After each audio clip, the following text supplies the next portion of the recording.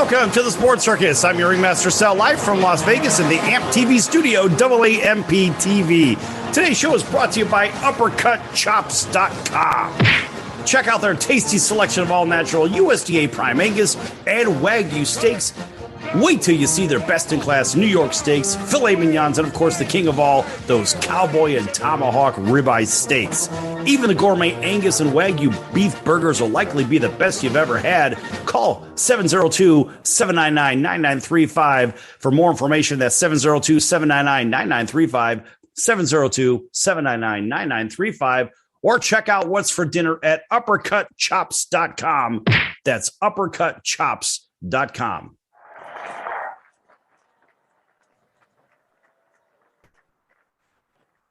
All right, a big welcome in everybody listening in on our CBS, NBC, and Fox Sports affiliates from coast to coast. Big hello to our friends that are streaming also on social media, on AMP TV, AAMP.TV, and, of course, hotels from coast to coast, as well as Cox, Comcast, Spectrum, Frontier, Wild Cable affiliates. Here with the Hall of Famer, and that would be Mike Gminski. Yes! How you doing, Sal? Oh, buddy.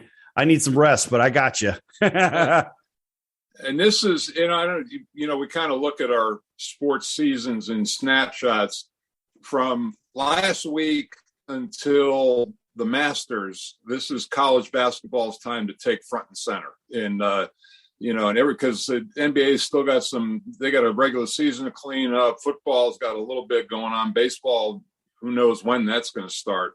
But this is college basketball's time, and I love this time of the year. This is a great time of the year. The only time that rivals this time of the year, in my opinion, is October, because we have the World Series, we have the start of the NBA, we have the start of the NHL, and college football, and, of course, the NFL are all in full swing. And March, I think, listen, we've got March Madness. What is better than the madness of the NCAA tournament? Yeah, and we've seen it already. I mean, we've seen great buzzer beaters, and it happens every year. It never fails to disappoint. The drama, especially with the smaller conferences, where the bid rides on winning your conference tournament, and that's what it used to be like in the ACC up until the early '70s. Think about that in '74 when NC State won. Maryland and North Carolina were also ranked in the top 5 that year, and neither one of them go to a tournament. So that's unbelievable. Yeah, and because of that, they started to open up the field in '76 is when it expanded in '77. And so it's, but just for a lot of like Southern Conference or the MEAC, or, you just go right on down the line, you could be undefeated in the regular season, and unless you win the tournament, you're not going to the NCAAs. You know what I dig about college basketball is that, here, I'll do it in contrast with college football. So all conferences, I mean, look, it doesn't matter where you come from. You got a shot somewhere to get in that big dance, right? Provided you're playing, of course, at the right level. You can't play Division III ball and be in there. But the fact is, you have a shot if you're going to Southern, Grambling, UCLA, Duke, Purdue, or you could be going to Middle Tennessee or whatever. But what I dig about this is the fact that there is no segregation in the conferences, kind of like in college football. Look, the HBCUs don't even get a shot at playing in the Final Four, so to say, in football, right? Mm-hmm. But in college basketball, yes, you can find them there. In college football, they're relegated to the Celebration Bowl. Now, what kind of celebration is that if you don't even get a chance at playing in one of the New Year's Six games or anything like that? Yeah, and you know what, Sal, when I was covering the NCAA tournament for CBS, it was really neat to see the difference between the Power 5 conference schools who were there year in and year out for the most part. You see kind of the same faces, but then to watch those teams come in that had never been to the dance before, or it's been a long time, it's just to see the awe and wonderment in their faces, taking pictures, just soaking everything in on that first day of practice. It really was a marvelous thing to witness. How about recently, in the not so distant past, with Baltimore County, right? And Virginia here. And this is exactly what you're talking about, right? So you've got the real David and Goliath, which I love the fact that little Baltimore County gets in there and starts shaking things up. Yeah, well, certainly that blew up a lot of brackets, and it's the first time one's ever lost to a 16 seed. A true one. But yeah, a true one. But here's the thing, too, Sal. The thing that, and I'm a huge Tony Bennett fan. I think he's a fabulous person and a great coach. But they come back after that and win the national championship the next year. I mean, think about what it takes for a coaching staff and a program to absorb that type of loss and then come back and win. Okay. I'm glad you're talking about that. So I have a bone to pick with you on this. Yes, right. Tony Bennett's a phenomenal coach. I don't know him as a human, but he really does a great job with his guys. But in that run to the championship, I have to tell you, and I'm one of those guys that I look at everything. Remember, I'm watching from a television. I'm not watching from courtside like yourself, but I'm seeing things that I, for the life of me, can't understand how a ref missed a series of calls and a series of calls against, yes, Purdue, and a series of calls against Auburn. Now, you may or may not remember this, but I don't ever recall seeing so many remarkably favorable calls for one squad. And maybe because the story was set the year before, well, those guys lost to the last team in, and they were the overall number one, and now they're the number one. We want them to win everything. What a great story. Maybe it had something to do with it. Maybe it didn't, but I have to tell you, it looked awfully dicey out there, mister. Well, let me tell you something, Sal.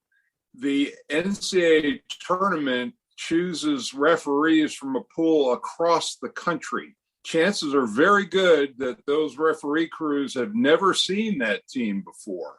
They're graded out across their regular season and in conference tournament, work, and then they are selected to referee in the NCAA tournament. So to say that there was some homerism involved is a complete stretch. Are they, the fact, are the referees throwing them a bone because of the disastrous first round win they had the year before? Look, I get what you're saying. And a lot of things like that have to happen to win a national championship. And I know for them that a lot of things had to go right. I mean, a lot of things had to go right in 2010 for Duke to win. That team wasn't supposed to win. But the bracket opened up, and there you beat who's in front of you, and there you go. And I'm sorry that Purdue was involved in that whole thing. Well, no, I mean, come on, Mike, this isn't about necessarily Purdue, because this was more about show me the money. That's how I see it. Look, I'm in Las Vegas, and this is the one place in the country where you see money flow from interesting characters will come in incognito, place bets. Now, I've seen this. We have seen this in this town right before the Mayweather and McGregor fight or staged act, if you will.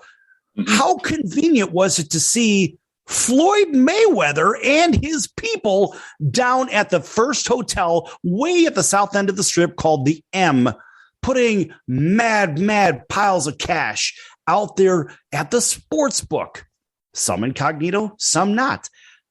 And we see stuff like this. And he's like, you know what?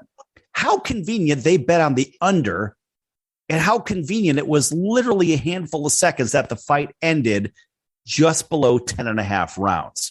I have to tell you. So I ask these questions because it sure looked like Tony Bennett, good guy. It looked like Tony Bennett's squad got some agenda calls. I mean, and they were clear mistakes. I mean, people thousands of miles away saw this. It was ridiculous to the point where it was ridiculous. And you can't even imagine how this even happened. Answer that in our last minute of the segment.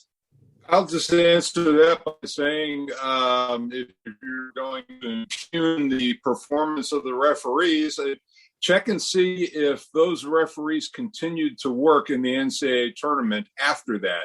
if there is a missed call or if there's something that's very egregious, those guys don't work anymore in the tournament. I don't have the answer to your question, but to look at it and see if they were reviewed and allowed to pass through, that could really weigh in on the argument that you're making. That was a very good response, young man. Very good response. I like that. That is enough to get you elected to be the president of these United States of America. I'll pass. Come on, man. Come on. I know you could do better than the guy that's there right now. Come on. We want a Duke guy in there. Okay. You had one sort of when Reggie Love was working with President Obama as his aide de camp. Reggie played basketball and football at Duke. Yes. And he was never very far away from President Obama. All right, we're going to be back here with hopefully maybe our next president of the United States. I'll vote for him anyway. That's Mr. Gminski, the Hall of Famer, 3-time All-American from Duke. Back here in a few minutes on the Circus. Don't go anywhere.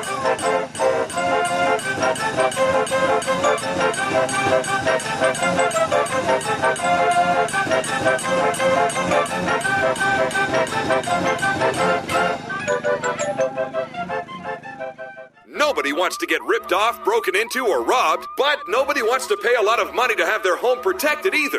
I've got an offer to tell you about to provide home security for your home for less than $1 a day. For real, with no installation or equipment charges. And this is from a company rated #1 by a leading consumer research company. According to the facts, most of you won't even call unless there's a burglary in your neighborhood or something bad happened. So let's give you a reason. Save money. For less than $1 a day with no other costs, you can get your home secured. Plus, get a lifetime equipment replacement warranty. You need protection for your home. Call the Home Security Hotline right now. 800-361-3491. 800-361-3491. 800-361-3491. Again, that's 800-361-3491. AMP, the multi-format network, is here to help create, produce, distribute, and sell your content. For more information, send a message to info@aamp.tv. That's info@aamp.tv. Are you a small business owner or pursuing the dream of starting your own company? Do you know where to start or how to grow that existing business? The American Business Trust Company has the answers you need. The American Business Trust Company can help you with startup capital, business strategy, sales and marketing, and establishing your company with a physical location or on the internet. You decide. You bring the idea, the American Business Trust Company can help with the rest. For a free evaluation, you may visit them online at abtrustco.com. That's abtrustco.com, or call them at 657-600-1876. That's the American Business Trust Company, 657-600-1876. Call them today. They can help your business right away. Come on, you watch the news. Be prepared to pay more taxes. Then if you owe back taxes or haven't filed in a few years, get ready. The IRS, the largest collection agency in the world, will be coming after you with the power to collect taxes by any means they want to. Hey, they can freeze your bank account, your passport, even padlock your business. Oh, good times. Look, if the IRS claims you owe them $5,000 or more in back taxes and they're coming after you, don't panic. Call my friends at Get a Tax Lawyer first. Their job is to negotiate with the IRS and save you money. They're experts at it. That's all they do. And you can trust them. In some cases, they have reduced a $50,000 tax bill to less than $1,000. If you owe the IRS $5,000 or more in back taxes, call now for a free consultation. 800-908-7016. 800-908-7016. 800-908-7016. That's 800-908-7016.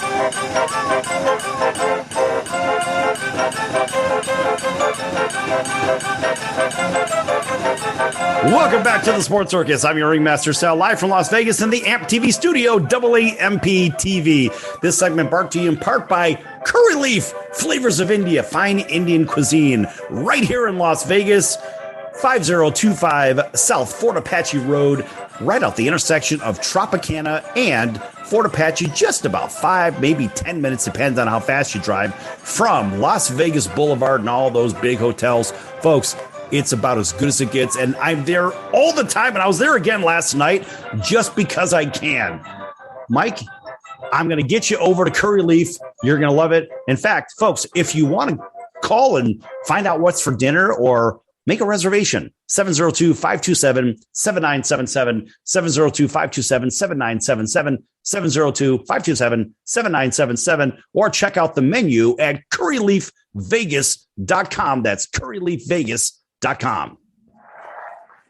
Well, hey, Sal, maybe we can combine things and you can bring me out to Vegas and we can announce my candidacy for president and over at the Curry Leaf. How's that sound? I think that's a great idea. It's a great idea, yes. As a matter of fact, for everybody just tuning in, well, just recently we had the mayor of Las Vegas on the show.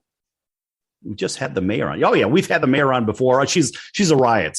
Carolyn Goodman, she was chastised by somebody from the blue team media in a very, very, very bad way. And this was at the start of the whole health scare, whatever. I'm just going to call it a health scare because I guess that's a very fair statement for it.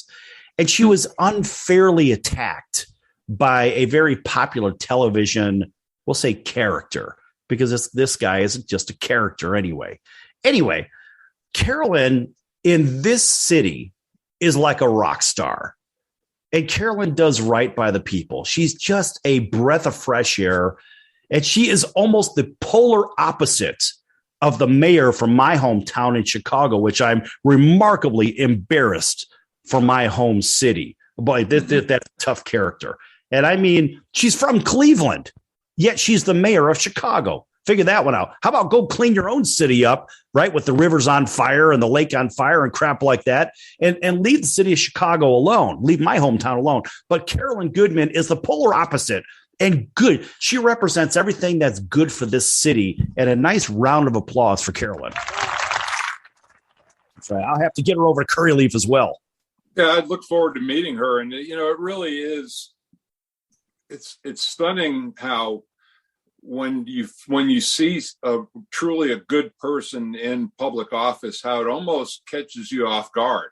You're expecting something of the opposite. And so that's, I'm sure the city of Vegas, Las Vegas, it sounds like it's very lucky to have her.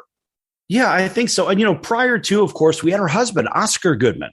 And Oscar was good for the city as well. We've been fortunate in this city to have the right people in there that have been complimentary to Las Vegas. And this one goes out for everybody listening on 97.9 FM right here in Las Vegas, right around the corner from the Fremont Street Experience, as well as everybody that commutes over from sunny Southern California, because this is essentially Las Vegas, California. In case you've seen our real estate prices and our gas prices, well, this is Las Vegas, California. Also, a big hello to everybody else, WDJY Atlanta, WAUD over in Auburn, home of the Atlanta Braves, world champion Atlanta Braves, CBS Sports over in Honolulu and everywhere else, Hotel TV, here with the great Mike Gminski. And, Mike, Chicago did have a good mayor. They've had a couple of good mayors. They had Mayor Jane Byrne. Mayor Jane Byrne was almost the equivalent of Carolyn Goodman here, just not as not the same personality. She was all business, but she's the one that put together the whole Taste of Chicago thing. Now it's Taste of Everywhere, right? But that's all that happened under her watch. And Jane Byrne did really well for the city of Chicago, unlike, some of the other clowns that are in there. We'll just kind of leave it alone. But when we think of city to city, and Mike, we think of growth from sports. Here in Las Vegas, we have NCAA tournaments. I think we have 3 tournaments here. If I'm not mistaken, we have the West Coast Conference, we have the Pac-12 tournament, and I want to say we have the Big West, or we have the WAC. I forget, but I think we have 3 tournaments here. Yeah, and it may be more than that if I'm not mistaken, but and it's interesting to see that city evolve with professional. Now you got the Golden Knights there, which when did you think you'd see a hockey franchise in Las Vegas? I did not. Seems a little incongruous, but they go to the Stanley Cup Finals in 1 year. But there's just gambling is going to become, and has already become, a part of the fabric of our society, and legalized is on the rise. So are these teams going to, the league's going to embrace it, or what are you going to do? It's either or, but gambling is there. You know what's interesting, and what I find, this is my own observation. I will not try to quantify it given the fact of where I'm from. I'm just going to leave it alone like that. But I'll say it seems to me, in my humble opinion, that sports, professional sports, even collegiate sports, were a hell of a lot more honest when the boys ran Las Vegas out in front rather than the casinos running the action wide out in the open. What I'm trying to say, folks, you could gamble on sports like you couldn't gamble on Las Vegas teams. You couldn't gamble on UNLV basketball, for example, right? Mm-hmm. So it seems to me that when the casinos were a little bit, we'll say less organized, but they're still organized, if you know what I mean, right? I mean, that's kind of a... I don't know nothing. But what I'm saying is the casinos now, take the idea that these sports books get the lineups for these games, and like for baseball, an hour and a half before first pitch, and the same thing before opening kickoff for football, whatever. To me, it just seems like there is a little too much disclosure to the casinos, if you know what I mean. Yeah, and everything is based on knowledge for them. The more they know, the more they can fine tune, the bets that they're giving in particular game.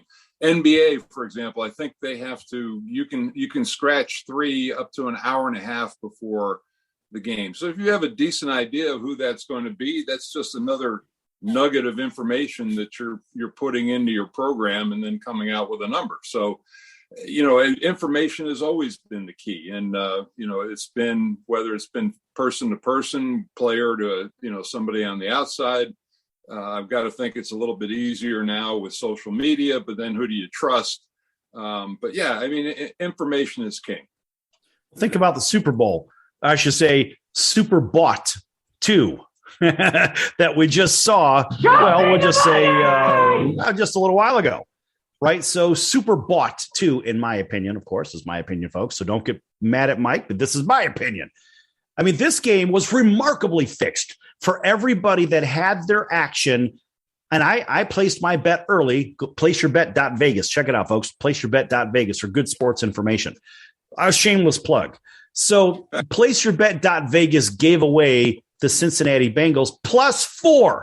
And those that bet it at the last moment got it at +3 in some casinos, some sports books, at your favorite bookie, whatever. Well, it just so happens that the money that goes into the games early on, they're not, in other words, if you bet, Mike, on a game that you say, well, next week I know Duke's going to beat Carolina, whatever, I'm going to bet it right when the line comes out. I'm going to get a great line because maybe the line is 5.5 or something like that. All right. Mm-hmm. And then maybe an injury report comes out or a scratch report or something like that. Oh, now we find out that this guy and that guy is not playing. And so now the line jumps down to 2. Well, you got it in early at 5.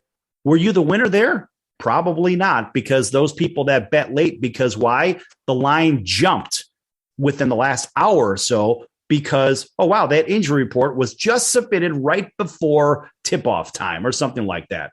So there's the manipulation of lineups and everything else. Mike, it's disgusting how I believe the games are being manipulated.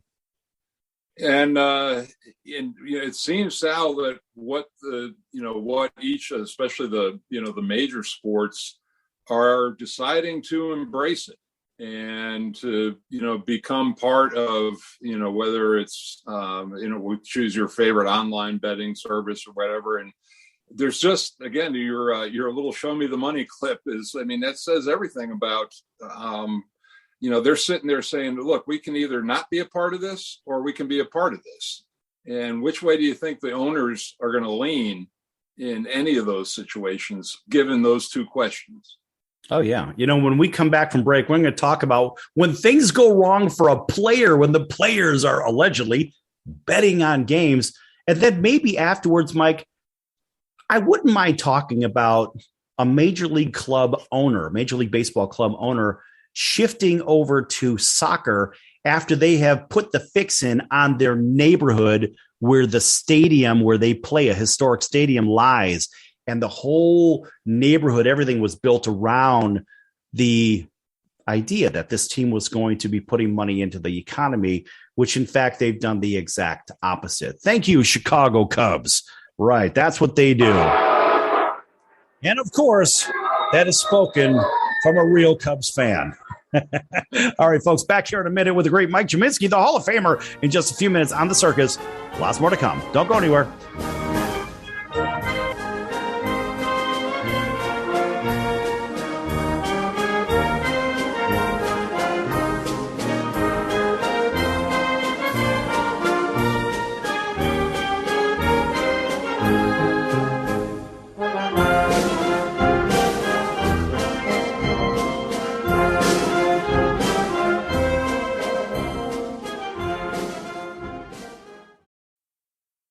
Attention business owners, you and your customers are listening to this commercial right now. Face it, every business needs customers, even yours. The Sports Circus is a primetime nationally syndicated program that's carried on ABC, NBC, CNBC, and Westwood One News affiliates, plus CBS, Fox, and NBC sports affiliates across North America with coverage from Hawaii to New York.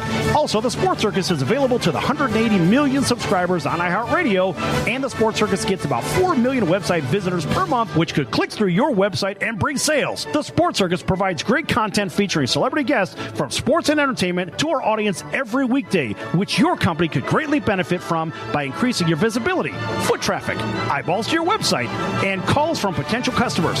Call us right now at 702-799-9935. Again, 702-799-9935, or email us at info@thesportscircus.com. That's info@thesportscircus.com. Drive your sales today by advertising with the Sports Circus. Nobody wants to get ripped off, broken into, or robbed, but nobody wants to pay a lot of money to have their home protected either. I've got an offer to tell you about to provide home security for your home for less than $1 a day. For real, with no installation or equipment charges. And this is from a company rated #1 by a leading consumer research company. According to the facts, most of you won't even call unless there's a burglary in your neighborhood or something bad happened. So let's give you a reason. Save money. For less than $1 a day with no other costs, you can get your home secured. Plus, get a lifetime equipment replacement warranty. You need protection for your home. Call the Home Security Hotline right now. 800-361-3491. 800-361-3491. 800-361-3491. Again, that's 800-361-3491. So, you want to be in show business. Do people tell you that you're really funny, you have a great personality, and you should have your own talk show? Many of us have been told that, but we don't know how to get started. It's easier than you think. Let the pros at Cali Vegas give you a free talent evaluation. Call 949-445-1119 and learn how quickly you can create, produce, and host your very own talk show. Imagine not having to sit in traffic every day, commuting back and forth to the same old boring job. Get started in television or radio today with your free talent evaluation from Cali Vegas. Call 949-445-1119 or visit them online at calivegas.com. Make your dream come true today and create your new career and learn how to become a television or radio star with the help of Cali Vegas. 949-445-1119. Call now.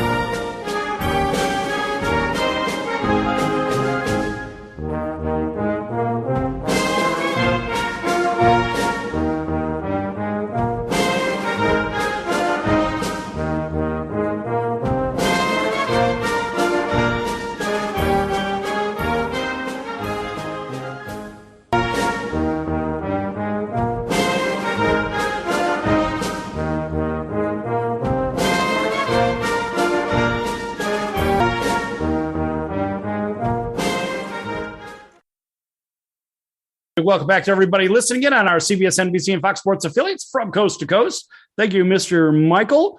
And that would be the Hall of Famer, Mike Gminski. That's always a nice round of applause every time you mention Hall of Fame and you're talking to somebody. I guess the only Hall of Fame that I'm probably a leading candidate for would probably be the Giant Heads Hall of Fame would be the only one I think that I could actually qualify for.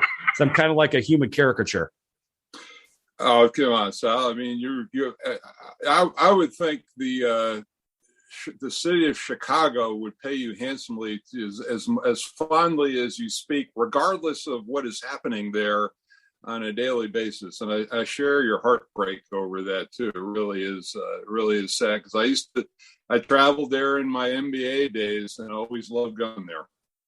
You know, ironically, people talk a lot of smack about Chicago, but they don't realize that it's still one of the safest cities, large cities in the world. You can actually walk around and, I mean, there's cops everywhere.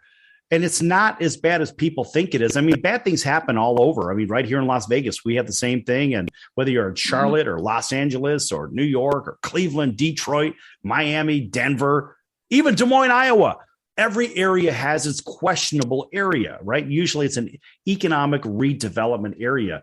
You know, if you look back historically, you say, well, why are certain parts of a city in shambles? And a lot of times you say, well, jobs have moved. The industries have moved. Maybe the technology curve has brought more jobs to one particular area and they're less labor intensive. So those areas with all those labor intensive factories and facilities and whatnot have the technology curve has shifted and those jobs have moved to a different part of the city or state or even in the country or out of the country. Hopefully not. So every city's got them. It doesn't really matter where you're at, Mike. No, and, it's just the matter. Plus, we're going through another transitional phase in our economy from the Industrial Revolution to now the technological revolution. And, people working at home, people, and people maybe getting their degrees, college degrees or high school degrees online. A lot of things are changing and it's not, it shouldn't. And to think about that, it's just 100 years ago that all that stuff was really going on. And think of where we are 100 years later toward the end of that industrial revolution. You know, what's interesting? A lot of people say, well, I'm going to school online. What do you think about that? I said, first of all, I think you're doing a great job. Congratulations. Mm-hmm. Because you're exercising your brain. Now, whether I believe personally that there's more value sitting in a classroom, but if you're not able to, maybe you could do it virtually, which is still not really the same. But the fact is, it takes a lot of discipline to do distant learning anything. And I've been a part of that myself. If you've ever done it, it is far more challenging, in my opinion, to your brain to try to extrapolate everything that's going on in the room and make some sense out of put it in the blender and say, well, does this make sense when you can't walk up to your professor? I mean, I was lucky I spent time like you at Duke and I was able to talk with my professors one-on-one, et cetera, et cetera. Same thing at the other schools I went to. But there's something to be said in this technological curve that we're experiencing. And now it seems like, look, there's always a way for people to get around, I guess, certain rules, right? But here's the one thing I'm thinking of is when people turn in assignments and papers and whatnot, I guess others nowadays are scouring the internet trying to find like kind subjects, but they have software, Mike, that you could actually run a paper through to find out if you've plagiarized somebody else's work. Yeah. And are there a new set of circumstances because of the technology? Absolutely. Sal, and with regard to our alma mater, is it even necessary to go to the library anymore? I'm sure everything in there is accessible over the internet. I know students now converse with their professors via email or text, and that's 24 hours a day. So that whole thing is, rather than staying after class to get a quick word in with your professor. And I think that the last thing that hurdle is for corporations or whomever is hiring you to put a high value on a degree that's earned online as opposed to being actually at that school. And I think we may be coming to that in the not so far off future. Yeah. And I think that, look, if you spent the time, whether you're literally physically at campus or you're not, the fact is you spent the time, you learned. And I think what they really need to impose, and I've seen this for some schools, is really get a exit exam out there. A live exit exam. You've got to be at the campus, whatever. You've got to demonstrate that you've learned. I think that seems fair and reasonable. Well, and I like, too, the tradition of delivering an oral paper, just to give you that confidence to be able to stand up in front of a group of people and express your thoughts and back them up with facts. I think that would be an invaluable tool to have in person. I've had to do that at all of the colleges or universities that I've attended. I didn't have to do it at the 2-year degree, but for the 4-year, the business school, the law school, I had to do it for every one of them. And it was really a demonstration that I knew my content. I knew what was put in front of me, and I absorbed it, and I was able to draw the conclusions. You may remember being back at Duke yourself. You say, well, what was your takeaway every class from the content that you learned? Well, mine, I was a history major. I wanted a very good liberal arts education. And I went that avenue because I love history. And I thought that no matter what I took, as far as remembering what which I did, but it taught me how to research, how to write, how to express myself in an oral argument, all things that are going to be necessary for you post-college, whether and because when you pick Corporation A, they're going to train you, and you have to have the ability to assimilate that, to be able to work with somebody who's over you, to work with your coworkers, handling that interaction. So I just wanted tools that I would use going forward, not necessarily the content. Yeah. And look, I think that's a really big part of what happens at pick your favorite university. And I would even argue, as much as I like to poke fun at the University of Alabama, just because I can, I like to poke fun at them because, well, sometimes they're sort of an easy target. But, something tells me that, look, the University of Alabama, it is what it is. It's a Power 5 school in the Southeast Conference. Every school has its good programs and its questionable programs. But I would be willing to bet, just like Calvin Ridley, I would be willing to bet that the University of Alabama has some pretty strict rules when it comes to plagiarizing or cheating. But what about their graduates when they walk away, or better yet, those that have even attended? You would think that the university wants them to be a good representation of themselves, don't you think? Absolutely. And, I tell people a couple of things about my Duke diploma. The hardest thing about getting into Duke, or hardest thing about Duke, is getting in. For probably 1,700 slots undergrad every year, they probably have over 20,000 applications. And the point being that they want those people to stay in school, be successful, and give back to the university. That's for all the universities on that level. That's a huge part of the development process. Second of all, with me, I graduated in 1980, just as Duke was starting to get into the fabric of the country, as opposed to the Southeast.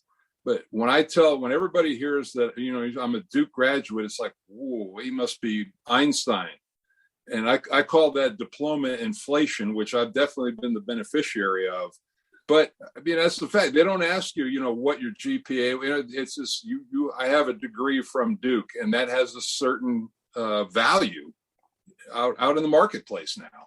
It has a tremendous value, and that's why I like interviewing those freshman incoming applicants to make sure I protect the value of my degree. I've been doing that for 22 years now, Mike, and I dig it because it's my way of giving back to a university that gave me a shot, and it's been a really good ride ever since then. So when we get back, I want to talk a little bit more about Alabama and maybe the Falcons and maybe Calvin Ridley and a little bit of mischief. Don't go anywhere. Last more to come with the Hall of Famer, Mike Gminski.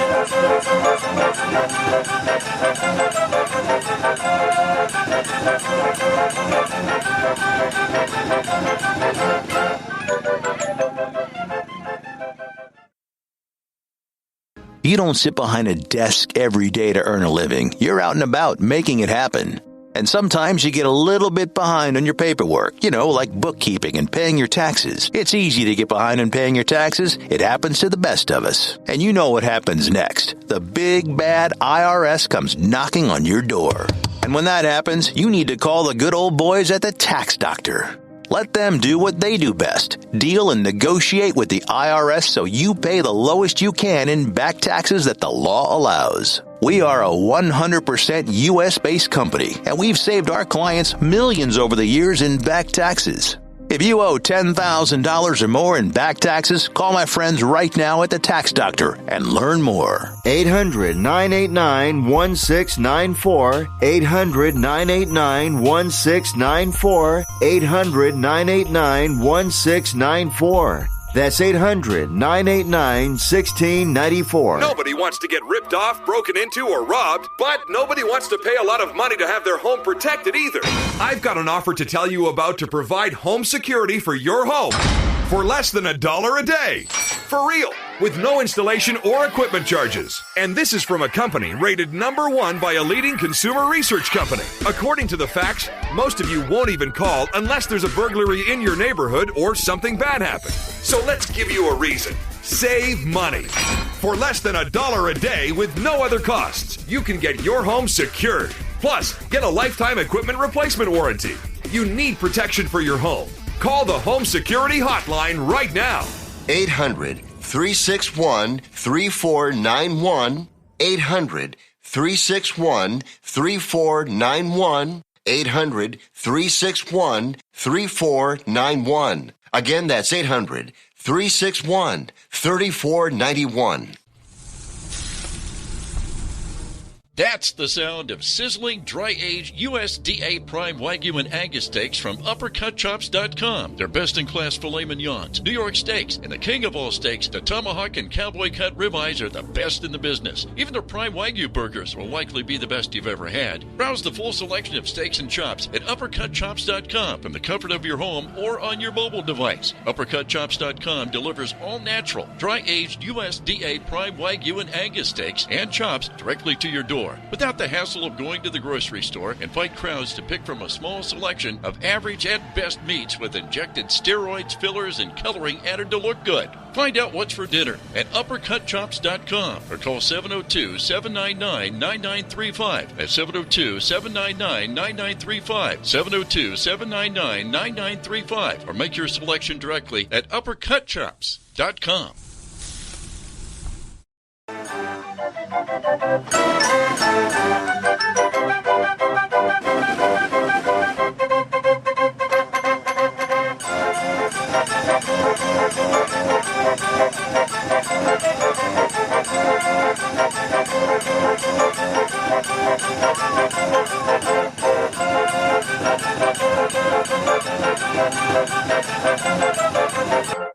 Welcome back to the Sports Circus. I'm your ringmaster, Sal, live from Las Vegas in the AMP TV studio with mobster firecrackers so loud it's criminal.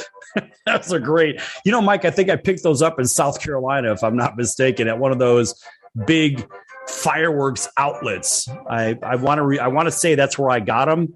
I just can't remember. It's supposed to be the largest fireworks store in the world.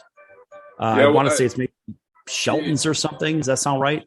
Yeah, well, there's Pedro. They have all the signs up, the billboards on the interstates, and as soon as from whatever state, especially Charlotte is right on the South Carolina border. As soon as you go there, there's fireworks all over. Whether you're 77 South or 85 Southwest, for the first 3 or 4 exits, all you see are fireworks stores. Yeah, that's where I got these firecrackers. I got all kinds of great stuff too, and I carted them all the way back to Las Vegas. I did this a while back, and this is what's left. I had a carload of Roman candles, you name it. I had bricks of firecrackers and giant mortar shells, and boy, it was exciting over here on that 4th of July. But nonetheless, the mobster firecrackers are the only thing that I have left. All right, welcome back to everybody. You know who you are. All right, so Mike Gminski, Hall of Famer, we were talking a little bit about Calvin Ridley. How about this one? How about the NFL suspends Calvin Ridley for at least the 2022 season for gambling on games? Show me the money! Oh, boy, here we go. And this stinks. This is according to the NFL, by the way. The NFL had suspended Atlanta Falcons wide receiver Calvin Ridley for the entire 2022 season and possibly beyond for betting on games in the 2021 season. The league actually announced this. Oh, boy. I guess the Falcons weren't really paying him enough money. A league statement reads, quote, NFL Commissioner Roger Goodell today suspended Calvin Ridley of the Atlanta Falcons indefinitely through at least the conclusion of the 2022 season for betting on NFL games in the 2021 season. The activity took place during a 5-day period in late November when Ridley was not with the team and was away from the club's facility on the non-football illness list. Close quote. Now, according to the NFL, nothing indicates that Ridley's teammates and coaches in Atlanta were aware of his gambling. The statement reads, quote, a league investigation uncovered no evidence indicating any inside information was used or that any game was compromised in any way. Close quote. Really? We'll get to that. Ridley is eligible to apply for reinstatement on February 13, 2023. According to the league, he has 3 days to appeal suspension per the NFL's collective bargaining agreement. Well, there's another neat trick. We'll get back to that too. The NFL also shared a letter Goodell wrote to Ridley. Quote, your actions put the integrity of the game at risk, threaten to damage the public confidence in professional football, and potentially undermine the reputation of your fellow players throughout the NFL. For decades, gambling on NFL games have been considered among the most significant violations of league policy, warranties, most substantial, and sanctions. In your case, I acknowledge and commend you for your promptly reporting for an interview and for admitting your actions, close quote. So Ridley and the Falcons responded as well. And the statement from the Falcons read, quote, we were made aware of the league's investigation on February 9th. We have cooperated fully with the investigation since receiving notice and support of the league's findings and actions, and we are moving forward in 2022 with the decision that was made by the NFL. Any further question or investigation should be directed to the league office. Now, close quote. Now, Ridley responded to the news of his suspension shortly after it was announced, admitting on Twitter to betting $1,500 while writing, quote, I don't have a gambling problem. Close quotes. All of this other stuff, whatever. I don't care where he played, all this other crap, whatever. And I don't care who reported it beyond that. It doesn't matter. Mike, we got a real problem here. We got a real problem. And in fact, let me say this before we dive into it a little bit. Ridley wrote on Twitter on October 31st, quote, these past few weeks have been very challenging. And as much as I'd like to be on the field competing with my teammates, I need to step away from football at this time and focus on my mental well-being. This will help me be the best version of myself now and in the future, close quote. All right. How ironic, Mike, that at this time when he was working on his mental well-being, he's placing bets and participating in illegal activities. Yeah, and again, Sal, I mean, we are transcending into a different era where gambling is, they buy advertising on, whether it's football, basketball, it's everywhere. Now, is gambling addressed in every locker room, in every professional sport? That's one of the first things that you see. That is the high and almighty crime that you cannot commit, is to be involved with gambling. Now, with regard to Ridley, whether and this is somebody who is an addict and has been around gambling addicts, that, if he says he doesn't have a problem, there may be more to it than that. And is this 1,500 the only time he's gotten caught? I don't know what else going to be shown in the investigation going forward. Ridley is the fifth player to be banned for betting, by the way. Go ahead. Yeah. And, I don't think the commissioner had no other choice just because of the optics of it. If nothing was done, and reasonable people can disagree on whether that was, whether that was too strict the thing for the only thing that he was caught doing. Or what was the reason? You'll never find out probably why he was, away trying to get himself together and, I'm pulling for him from that standpoint. But there's so many moving parts in this thing, primarily the embracing of gambling by the owners of teams. What gets me in this is he says that he wants to focus on his mental well-being. Meanwhile, back at the ranch, he's placing bets. That to me doesn't sound like somebody focusing on their well-being. Well, and financial well-being. And again, so I know nothing about it. This is just This is just my association with people in recovery. A lot of times they will find something else to replace what they were addicted or having issues with. So if that's, and that's just pure speculation on my part about this incident. But that is a fact with people who are, working on issues like that they find a replacement for what they were doing. I wonder if he's contacted Rebound. Yeah, I don't know the nature of his problem. I don't like to speculate on things like that. And this story it's not gonna go away anytime soon, I don't think. And the other thing too is any kind of trail that he's left out there on social media is going to be investigated. And it's just so hard to, especially if somebody is very active on social media. If there's something to be found, they will find it. Yeah. And look, Ridley, as I said, is the fifth player banned for betting. Now, of course, you may recall defensive back Josh Shaw was suspended for betting on NFL games in 2019 when he was with the Arizona Cardinals, right? And listen, Shaw was the fourth player ever suspended by the NFL for gambling following Detroit Lions Alex Karras. Remember Alex Karras? And Green Bay Packers. Paul Hornung. Yes, and I have to say that because I'm a Bears guy. Get over it, people. Look, yes, a Packer did wrong, so get over it. And, of course, 1963, and the Baltimore Colts, Indianapolis Colts, whatever quarterback, Art Schlichter. There's another guy. And if I'm not mistaken, Art Schlichter, let me think back. Was he an Ohio State guy? I believe so. I believe he was an Ohio State guy. There you go. Yeah, that big zero at midfield in Columbus, Ohio, is for the smarts that a guy like Art Schlichter walked away with, because obviously he wasn't very smart. Now, was he? No, and the thing too, Sal, and we were talking about NILs off, in theory, was it a good idea? Yes. Now the devil is in the details.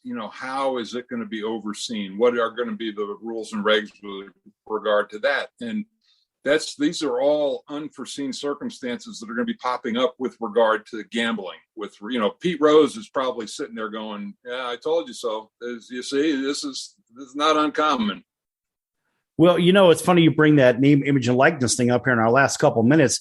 And it's funny because the NCAA said a while back, we don't want the boosters involved in anything. No money, no nothing. And now it actually has to be done through the boosters, which makes zero sense whatsoever. Absolutely. And that's the way it was done back before any of this became legal.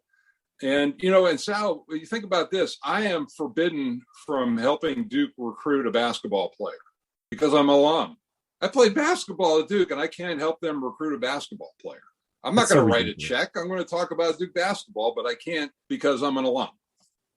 It's the stupidest thing of all time. And here you are, the ultimate booster, because you're a player and a three-time All-American. It's not like you're just some guy trying to push a school because of a money deal. you're proud of where you went. You're proud of what you've done, and you should be able to talk to the world about it. And if people want to follow you and go there because you have a great story and your story is verifiable, there should be nothing wrong with that. I think what's wrong is the boosters are involved in this rather than the alums. Yeah, and then don't you think as they fine-tune the NIL going forward that they'll find ways to tweak it, ways to get around it, ways that the people who put this out there in the first place never even thought about. Right. Oh, by the way, folks, yes, boosters in many cases are alums, but I'm talking about athletic, supersonic, super skilled players like yourself that have been able to really reach the top of the game. And you've done it for years and years. But the fact is, you should be able to promote what you want to because you're a pro and you've done it. Yeah, absolutely. And then I've been, granted, has the school changed? I've been there, yes, but still culturally, it's the same. There are a lot of similarities to it. And I believe that me being able to relate my story to people would be helpful to them. And I'm not going to guarantee their decision. But when you think about the boosters, so how about we can go back to every coach firing in college football over the last 20 years, and it was 5 to 10 boosters that got together, put the money together, and bought the contract out. That's how this happens. It's unbelievable. And so this money's there. It's always going to be there. It's going to be, how is it going to be adjudicated? Yeah, I'm befuddled. Guess what? We're going to end the show just on that because I don't really even have a rebuttal on that. I just find it completely ridiculous. And how do you have one policy, then you go to another policy? Well, guess what, folks? Tune back in 23 hours, and you'll get maybe a little bit heavier dose of this. Why? Because we can. Thanks for Mike Gminski for joining us today. All right, and we will see you in 23 hours. So until then, for Mike Gminski, I'm your Ringmaster Sal. So long, everyone.